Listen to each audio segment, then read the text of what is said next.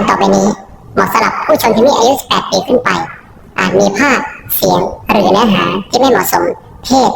เด็กอายุต่ำกว่า 18 ปีควรมีผู้ปกครองมารับชมด้วยนะจ๊ะ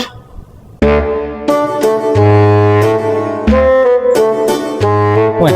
มาปูอย่างนี้คุณไปนอนน้ำนองมันหนาวอยู่นี่อย่าว่าน้องนอนแสน้องปกติน้ำกันอยู่แล้วไปนอนอยู่พุ่นดีกว่ามันยังอุ่นไปห่วยมีว่างๆอยู่ที่น้องโอ้เยอะแยะคุณไปไปไอ้น้องไอ้ยังจัดไปเลยน้องจะซอยนะน้องเขากูแล้วงานเขากูแล้ว